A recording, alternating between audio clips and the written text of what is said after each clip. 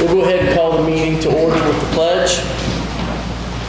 I pledge allegiance to the flag of the United States of America and to the republic for which it stands, one nation, under God, indivisible, with liberty and justice for all.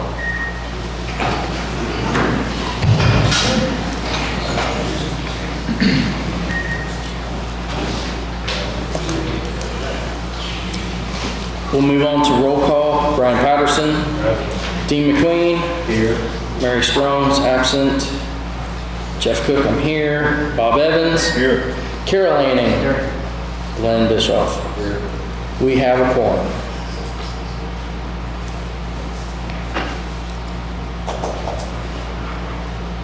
We'll move on to the minutes from the June 25th, 2024 meeting. Are there any additions or corrections?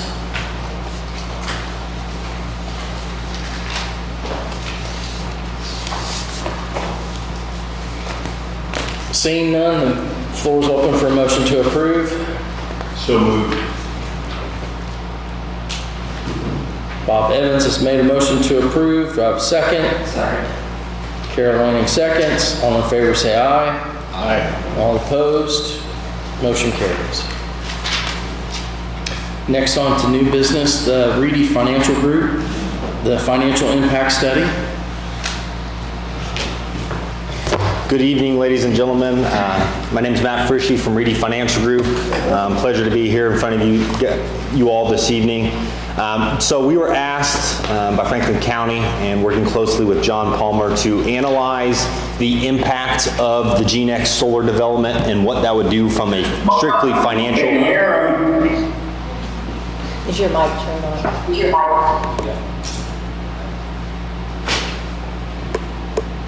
Can you hear me now? Sounds like it.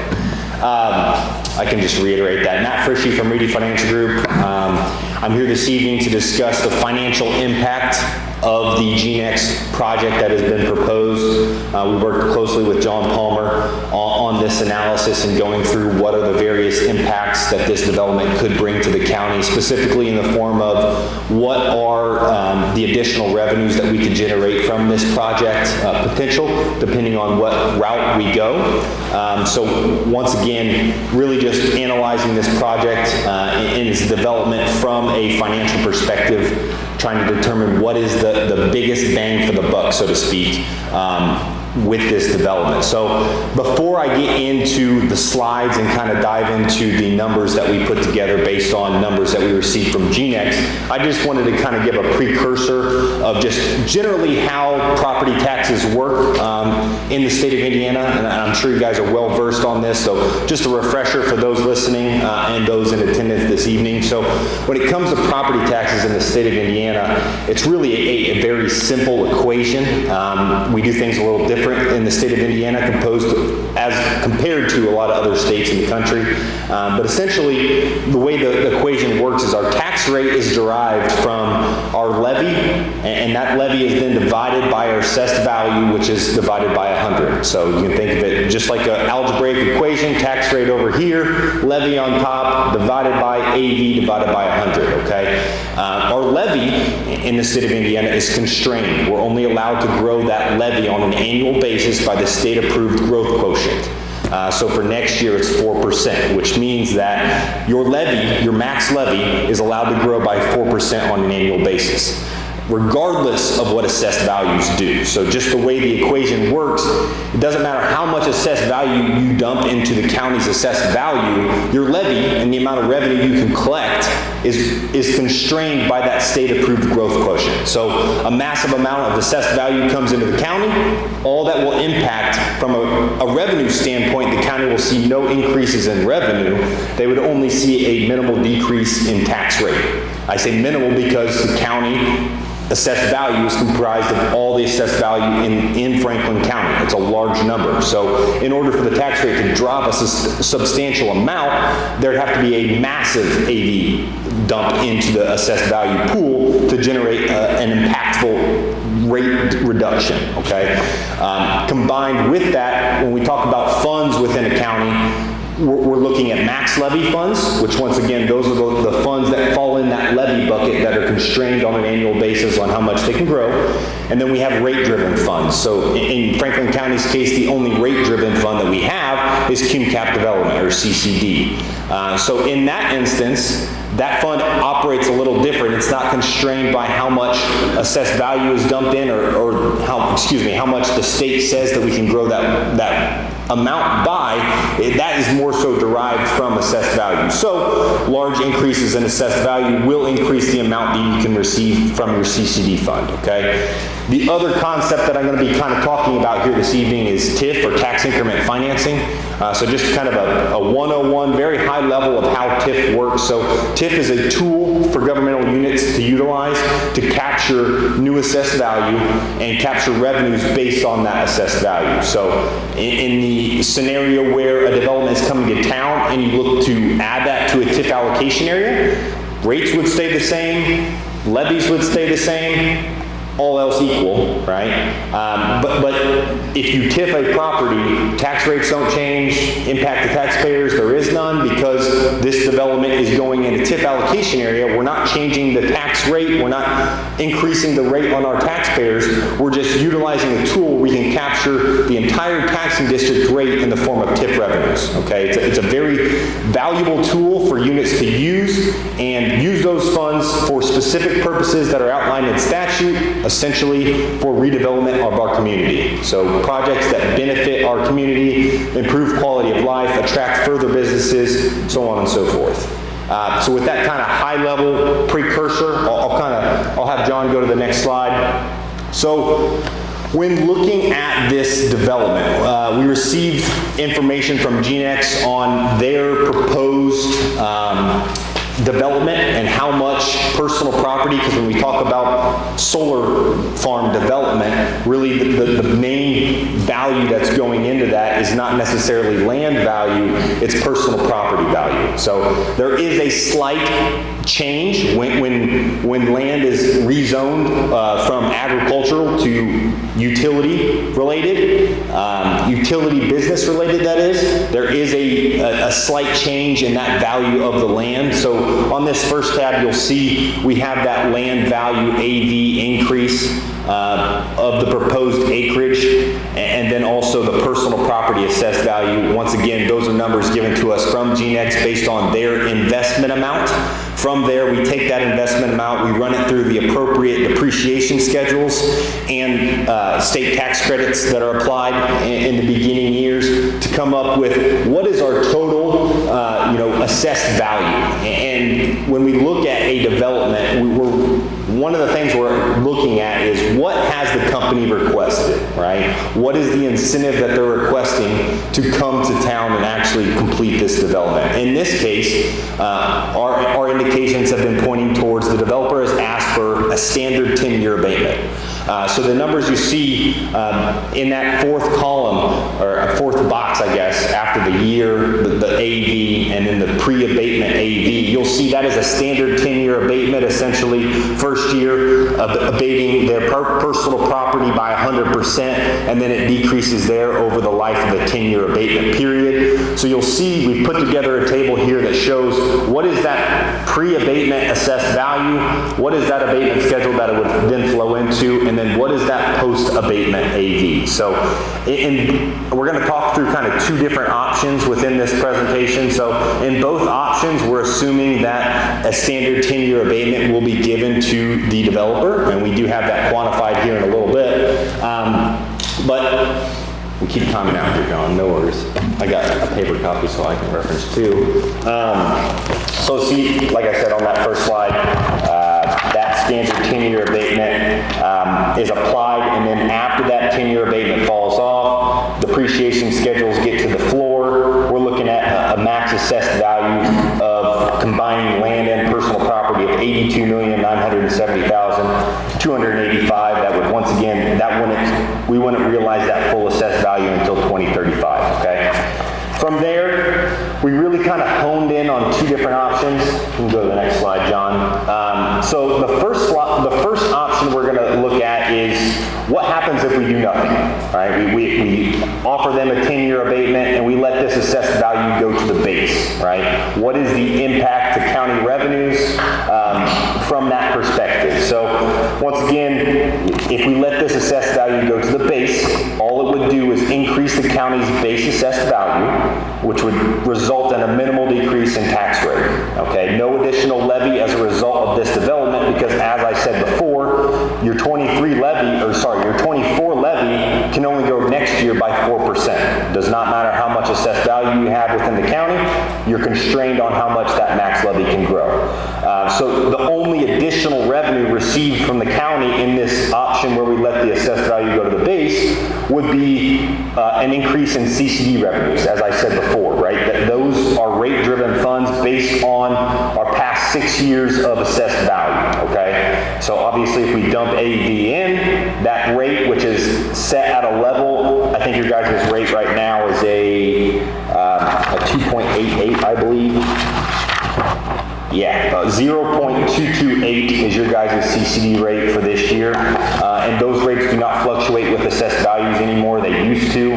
So we're assuming that same rate next year. What would happen to those values if we increased our assessed value in the form of this development?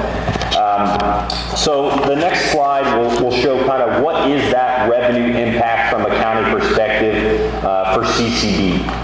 So you'll see that, we have your 24 revenues for CCD at $322,939, and you'll see as this, this time frame progresses, the amount of additional revenue that we'll receive. So over the life of a 25-year period, reason why I'm showing a 25-year period is to compare apples to apples from a TIF perspective. When you create a TIF, typically they have a 25-year life. Actual current statute says that a TIF expires 25 years after the incurrence of debt.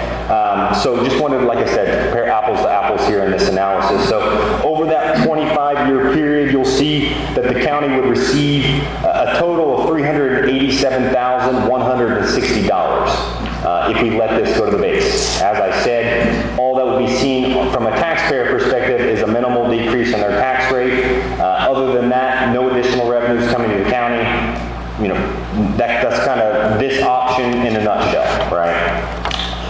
So going on to the second option. So this second option, once again, we're kind of tasked with what could be the biggest bang for the county's buck. What could we do to generate the biggest amount of revenue that we can then use for essential items and essential services within the county, and to continue to develop the county from a redevelopment standpoint. So in this scenario, you'll see we have, once again, offered the standard 10-year abatement on personal property, and then we're assuming that we put this development inside a new TIF allocation area.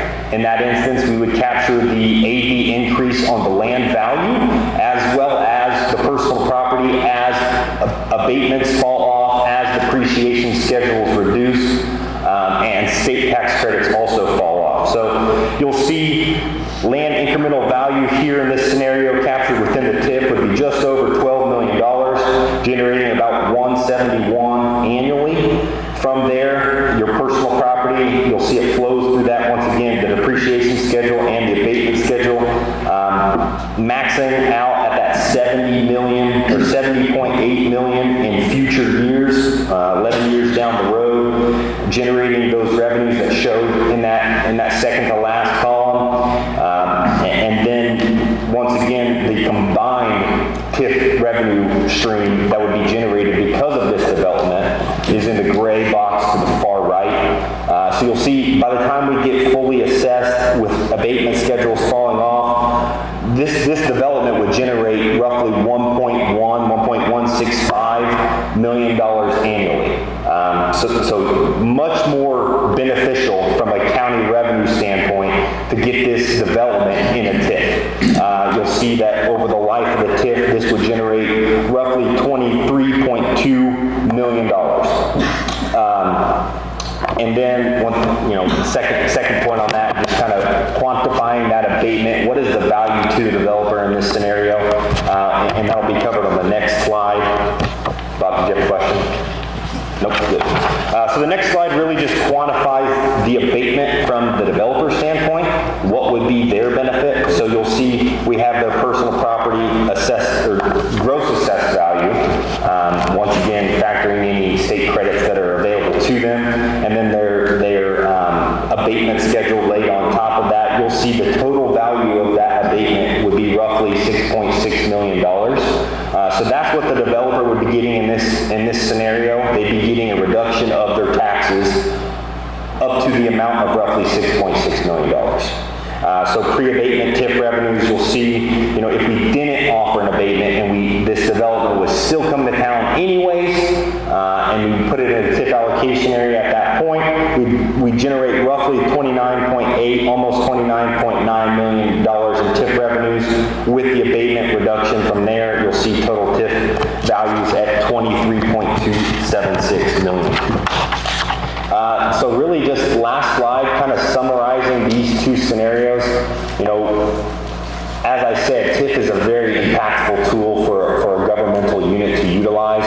Really can change the course of your guys' unit and county, generating some significant revenues to do other projects within the county, whatever those may be, public safety, other further redevelopment projects within the county, and just benefiting the county as a whole. John, if you want to go to the next slide. Once again, just a summary of the two options. Nothing here that I really haven't discussed yet. Like I said, nothing, if we did nothing besides give the developer an abatement and we just let it go to the base, small slight tax rate decrease, increase in CCD revenues in the amount of $387,160 over a 25-year period. Conversely, if we put this in a TIF, we would generate roughly $23.2 million. So you can see the benefit of TIF in this scenario. It really would impact the county on a much higher level if we were to look at utilizing TIF for this development. Obviously, I can answer any questions, but that is our analysis in a nutshell. Obviously, there was a lot more that went into this that we kind of talked about behind the scenes, but wanted to kind of simplify it for you guys to kind of see how impactful this could be if we were to utilize TIF for this development.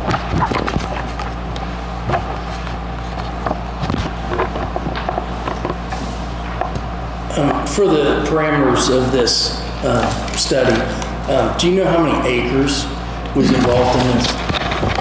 Do you remember, John? I don't know. I think they did supply me with an exact number, and I can look at that real quick. I want to say it was just over 1,200. Okay.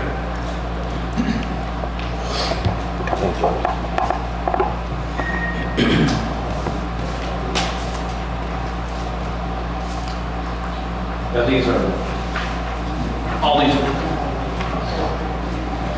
numbers here are basically minimums that you have discussed with Geenex or Geenex. And just, this is what they're initially saying that they would like to do. Yeah, based on discussions with John, I've had minimal interaction with Geenex, right? At the end of the day, I'm your guys' financial advisor, so I'm trying to develop numbers that are conservative, but just based on their initial investment numbers. John's indicated to us that they've asked for a standard 10-year abatement, which is why, once again, we wanted to quantify what that would be. Yes. But these could change with different factors, negotiations, things like that. Absolutely, yes. Yeah, I mean, we see... Could easily go higher, potentially probably not a whole lot lower, but The only way it would really, go higher is if we looked at a different form of incentive structure rather than a 10-year abatement. Because in this scenario, our incentive structure is a 10-year abatement. There are other options available to you and to the developer. But if that's what they're asking for, we're going to show that, right? And not show a higher amount of incentive. If they're willing to come with a 10-year abatement, great. Let's just see what it would impact the county from our perspective.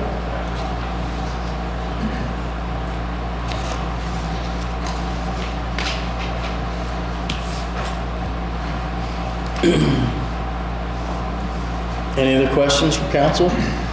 Any other questions from council? All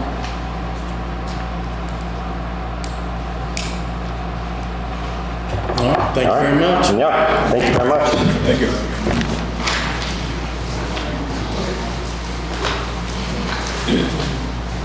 Is the public able to ask a question? Sure. Tracy Robinson, I represent the Concerned Citizens Group of Bath Township, where this study is primarily focused. We were told that this study would be done for the county. However, in listening to the presentation, I didn't hear anything about home values and what that would do to those assessed values and loss of revenue there. I didn't hear anything about our 13 ag-based local businesses who currently pay us taxes and give to our tax revenue here in this county. I heard nothing about the loss of crop revenue and what that will do to impact taxes. And we were told 1,200 acres. Was there any comparison done that if this county commits 1,200 acres, which I heard in the back, to industry, housing, what does that look like? Are we comparing those numbers as well? Are we strictly looking based on John's relationship with Geenex at only solar development? And so that concerns me that we were presented very specific information and not what can 1,200 acres in this county do, but what can 1,200 acres out of a very small township do for this county that isn't really part of this county. Okay, thank you.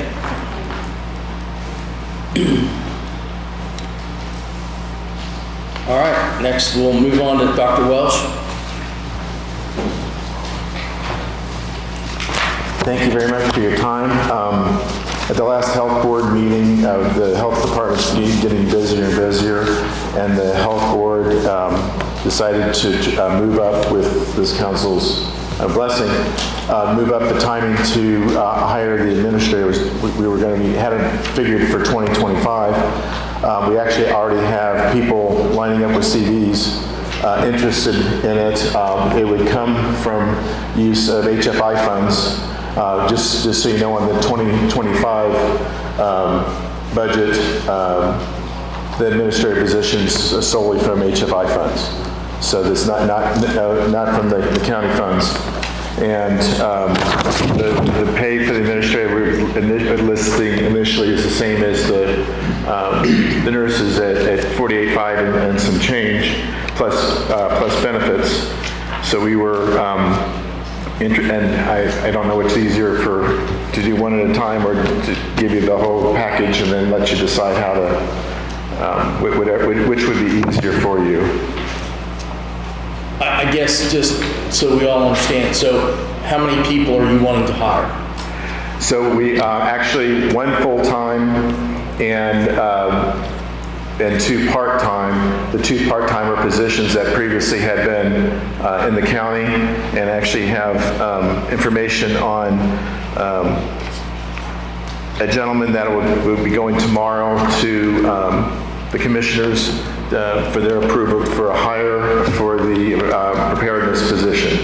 So the packet I just passed out. and she just gave you the information on the gentleman that the health board approved, but we now have to go to the commissioners to get their approval. But since we were here, wanted to, and this would be coming also from HFI.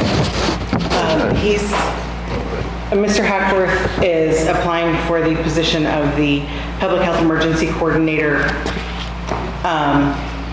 And his pay would actually come out of our FEP grant, which is kind of in limbo right now because of things going on with the federal government.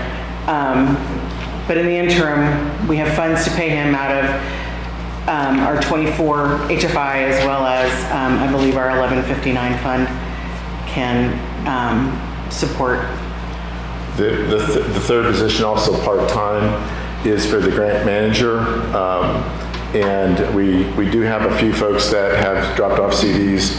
We have not picked anybody for that. So if the council gives approval, we would proceed with going to the commissioners on the preparedness person to get their approval for the hire, and we would proceed with the interviews for the administrator. When we complete that cycle, then we would deal with the grant management position.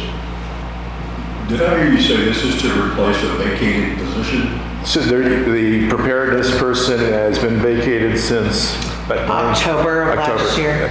And the grant manager has been vacated July. since July. So this is for a grant. This is to be paid for from the grant. This will be coming from the 2024 HFI funds. She said something. Well, the preparedness. Mr. Hackworth. Go ahead. Mr. Hackworth would be paid out of our Public Health Emergency Preparedness grant that we receive from the federal government every year. It's a set fund, it's a set amount that we receive every year, and the grant is for 5 years. Is this a full-time position? Part-time.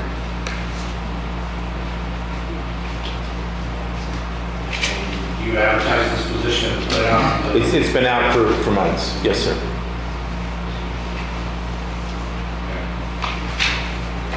And just so you know, on the administrator position, it's been out a week and a half. Posted. We can't hire anybody until we get past 30 days. But we can come before you so that we can continue on the process. And of course, that position would need to be approved by the health board. And then would need to be approved by the commissioners.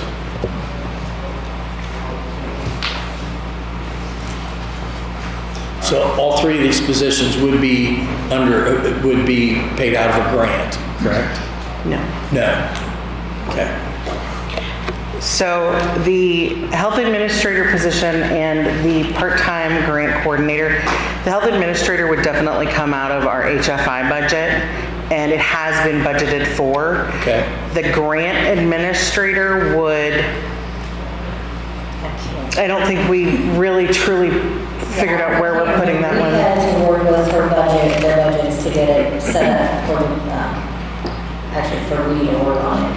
I think we kept the grant manager and I think fund so. 1159, which is just the health Yeah. fund. I believe so.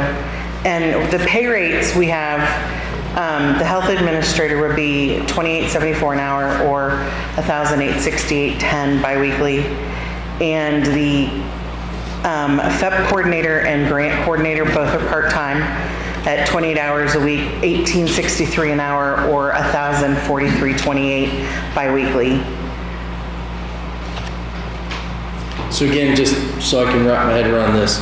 So the one part-time person would not be paid from a grant. Is that what you're saying?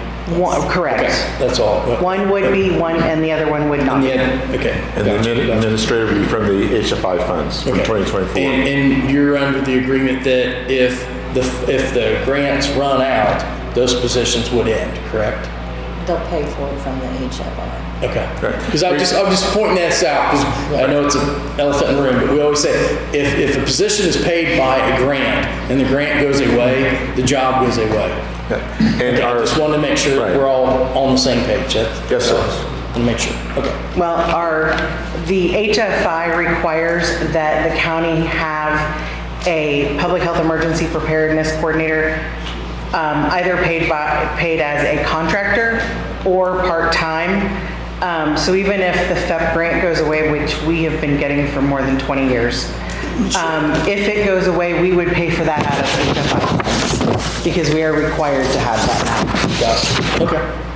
So are these duties crossing with Amy's duties? They'll be working with Amy, and we have another item to bring up after the positions are discussed, another emergency management ask from HFI funds.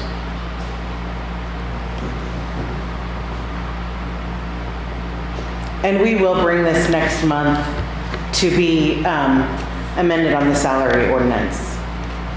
We just wanted to give you some awareness now. You guys are sure you got plenty of money to pay for this, right? Yes, sir. In fact, it was since, I feel like you hired a lot of people who recently, so it just, I could be wrong, but I don't know, it just feels like you hired a bunch of people. well, the two of the positions actually aren't new. just one position is new. And since you were talking about preparedness work with Amy, one of the other asks is to utilize some of, we had budget on a preliminary budget with the HFI for 2024. This is under emergency management to use 25,000 of those funds for what's called pigtails. That's so they can do a hookup at, we're looking for 9 sites, all the fire departments, and Amy's got the list. That's so if there is an emergency that the fire and power is out, Amy can back up her generator to that building and supply that building as a disaster response place. But it needs a special hookup for her generator. And so we would be asked for funds from HFI to take care of that. Other things that we'll be looking at is to upgrade the IT, but we're not asking today. We don't have the estimate from our IT folks yet. For instance, in 2026, when the hospital's built, the needs and the registrars, part of the department will go up dramatically. And part of that will require upgrading of the computer system. So that was another thing, but we'll be back to talk more about that. The other area that we'll be talking about is in mental health. Again, we don't have that program lined up, but we'll be coming.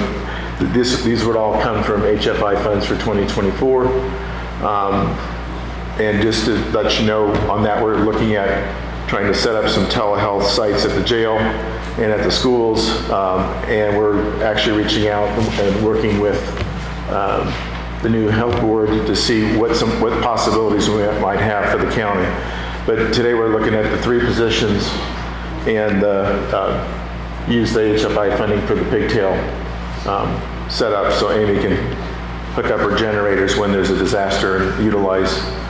She said all the fire departments, and I don't have the rest of the list. She said 10 sites is what she had said.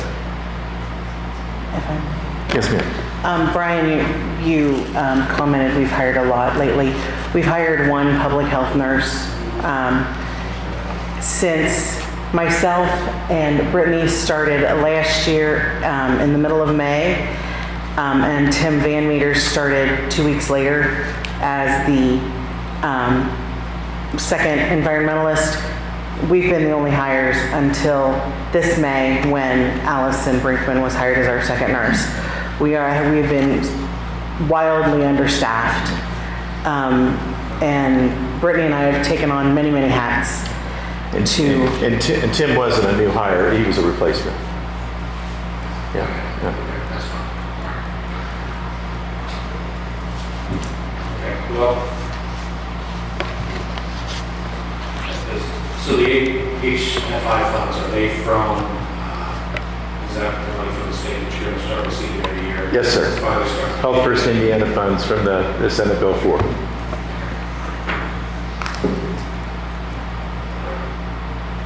You absolutely have to have that 3rd position right now? If order of preference would be the administrator and the FEP, and the grant manager would be if you said I couldn't do all 3, the grant manager would be my 3rd choice. The grant manager would be your 3rd choice? Third choice. Yeah, the administrator would be my first choice. We have on the FEP person, we actually have a really good candidate and CV's there, and I just have to take him to the commissioners tomorrow to approve the hire. He's actually a really good catch. He has great EMS experience and response from Ripley County. And just so you know, we've been doing a lot of things with other counties, trying to work together on things. I think this will give increased opportunity. Disasters don't follow county lines. So when they cross over, it'd be nice to have people with connections in multiple counties. Okay, I guess my concern is, my question is, I'm okay with you doing what you want, but if that money was designed to get Franklin County citizens healthier, Right. and safer, and Right. with long-term health issues and things like that. That was the biggest picture for that. Yes, sir. Childhood. To justify the grant coordinator, this person isn't just going to be watching over the grants that we currently have from the state, there are, I'm a big fan of grant writers and Mitch. So I'm there are concerned that third choice, I would think that. Well, There are 2 grants that I'm aware of right now that are each worth $100,000 just for behavioral health.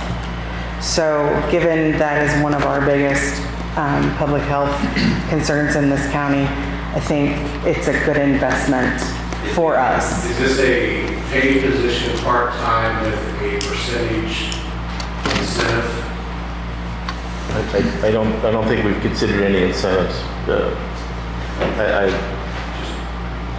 I don't I had have. conversations this week about scenarios like that. So I'm just curious. I'd have to have a discussion with Carla how that would work. I'm not familiar with that, so, yeah.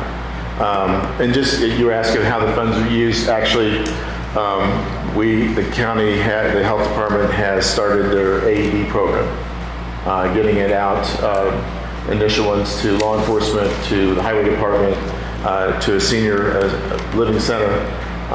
And the goal will be to get some every year, and over the next several years we'll be getting up to speed for law enforcement, sheriff's department, and Oldenburg police so far. And then when the batteries go out, replace the batteries when the pads are used, replace the pads when things need to be replaced in the government building here, replace it. The goal is we picked the Zoll company. That way, if we have the same one across the county, we can be a repository for the pads in the department. That's just one example of how we're using it. I think it's going to make a world of difference.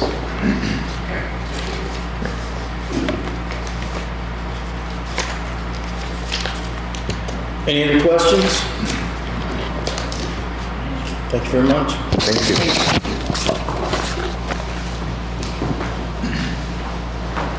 So they have the approval to They're going to present it in additional next month. Yeah. Next is the additional appropriation resolution 2024-23, where it has been determined it's now necessary to appropriate more money than was originally appropriated in the annual budget. Now, therefore, Section 1 be ordained by the County Council of Franklin County that for the expenses of the taxing unit, the following additional sums of money are hereby appropriated out of the funds named and for the purposes specified, subject to laws governing the same. Fund name NRCS Bank Stabilization. Other services and charges $996,827 for a total out of fund name NRCS Bank Stabilization $996,827. Adopted on this 23rd day of July 2024. Any questions?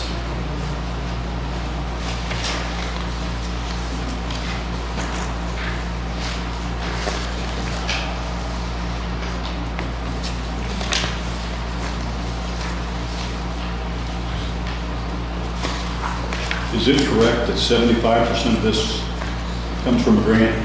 That is the 75%. That is the 75%.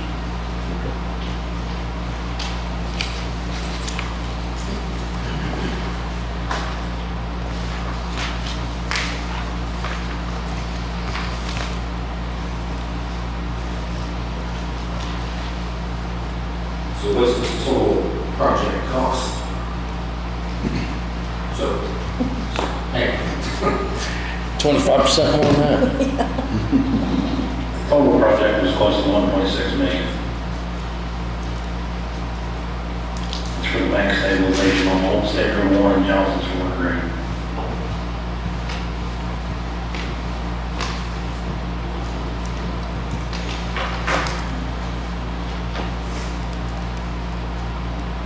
so where's the other 6 million coming from? Do you have that somewhere? 481,000 will be transferred from Old State Road 1 funds back in January, February, for the 25% match.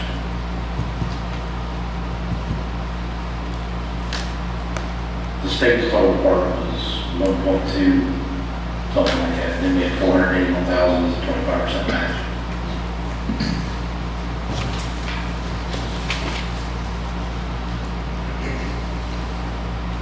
I'll make a motion to approve resolution ordinance 2024-23. Dean McQueen has made a motion to approve ordinance 2024-23. Do I have a second? Glenn Bischoff seconds. All in favor, say aye. Aye. All opposed? Motion carries. Next is the transfer of funds certificate 2024-24. The Franklin County Council hereby certifies the following action in regards to transferring from one major budget classification to another, Public Law 24 SB, effective April 14th, 1971. It was done at a meeting on July 23rd, 2024. From Lit Economic Development Highway, $65,200 to Lit Economic Development Highway New Equipment, $65,200. The previous line was for, let me read it again, from Lit Economic Development Highway Engineer, $65,200 to Lit Economic Development Highway New Equipment, $65,200.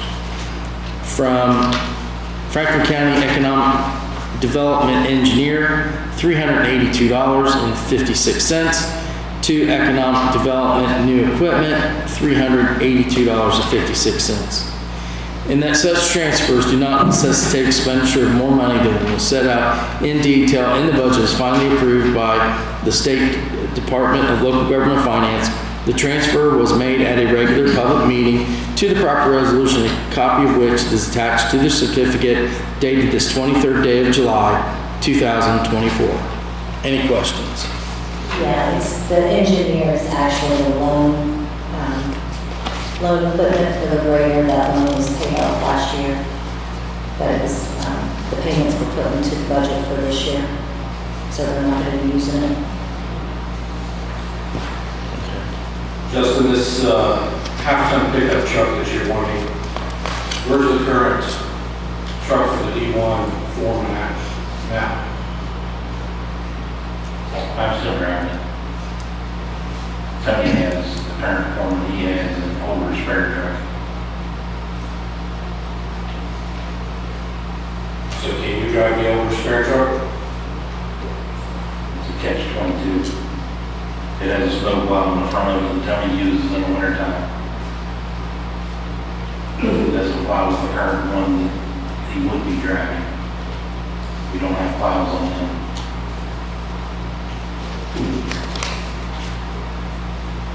So you switched from foreman, you kept the truck? Around the yard. From foreman to superintendent?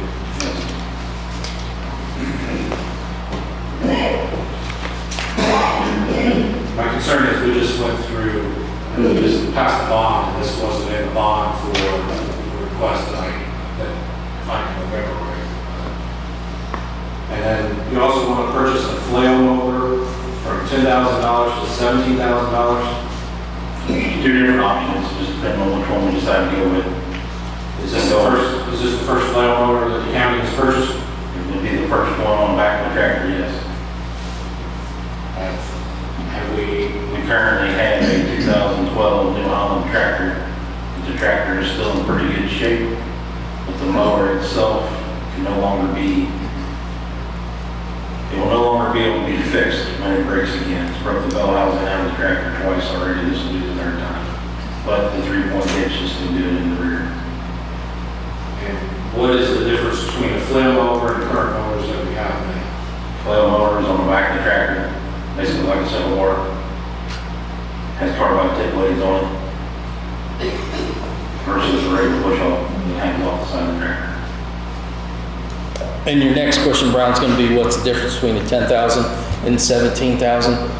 The $17,000 one has more of a range. It can go up to a bank steeper. Yeah, the less expensive one can only go up so high. That's the difference. I guess my question, well, I feel like we have trucks down there that could be used. And then we're going to a flail mower, which is a brand new system. Have we tried to demo a flail mower yet? No, we have not. Do you feel like that might be an option before we drop $10,000 to $17,000 to figure out what we want, what we like, if it fits, if it works? I mean, what's your thoughts? If we could find one to demo, sure, but we've seen them in other counties, they seem to work pretty well in other counties. That's the only option for this tractor, is to evacuate the tractor. And the tractor is actually still in pretty good shape, I hate to just get rid of it for no reason. Do you have the manpower to man this tractor? It would be more seasonal help, yes. Seasonal mower guys.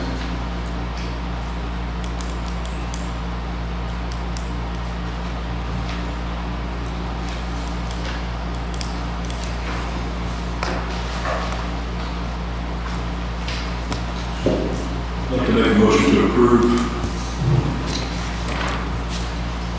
I have a motion on the floor to approve the transfers of funds certificate 2024-24. Bob Evans. Do I have a second? Second. Carol Lanning seconds. All in favor say aye. Aye. All opposed? Motion carries. Next is the Reedy Financial Group invoice number 11101 in the amount of $5,003. Floor is open for a motion to approve. Glenn Bischoff makes a motion to approve Reedy invoice 11101. Do I have a second? I'll second you. Dean McQueen seconds. All in favor say aye. Aye. All opposed? Motion carries.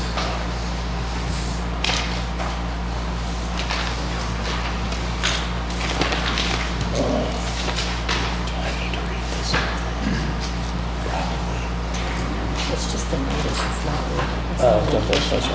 Okay. So next we have notice to the taxpayers. This is not a hearing per se, but this is the notice to taxpayers of hearing on the usage of the public safety income tax for PSAP for volunteer fire services. At our next meeting in August, that's when we will set a more firm dollar amount. But for right now, in this ordinance, we have for the PSAP, the greater of $800,000 or 27% of funds collected from the allocation for the public safety shall be annually dedicated towards the operations of a PSAP. So that's really no difference than past years. And the fire departments that are that expressed interest in receiving some of the funds are Blooming Grove Fire Department, Volunteer Fire Department, Drewisburg Volunteer Fire Department, Metamora Volunteer Fire Department, Brookville, and Laurel Volunteer Fire Department, for a cumulative total of up to $50,000. That $50,000 would be a total maximum divided amongst all of those fire departments. So this is just a notice.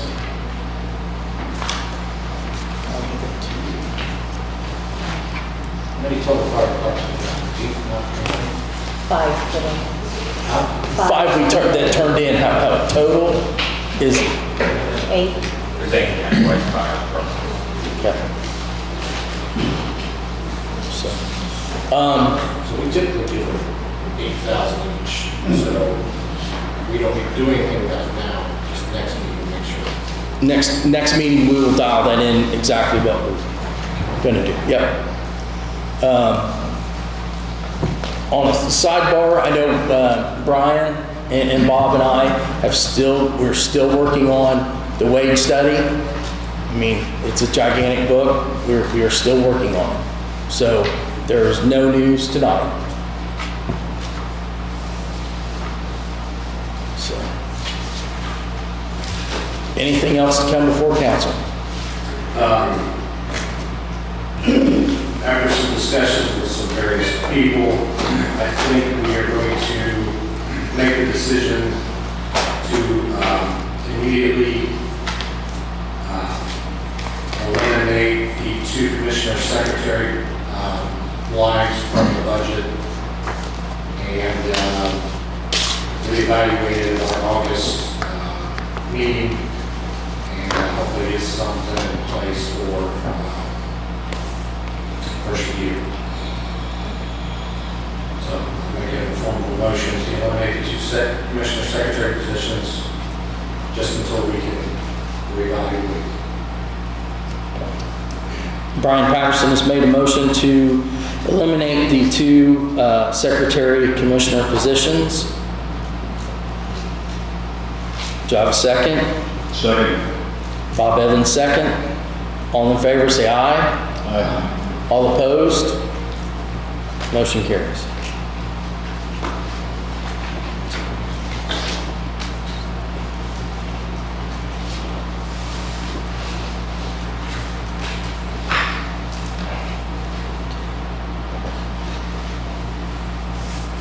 Anything else to come before council?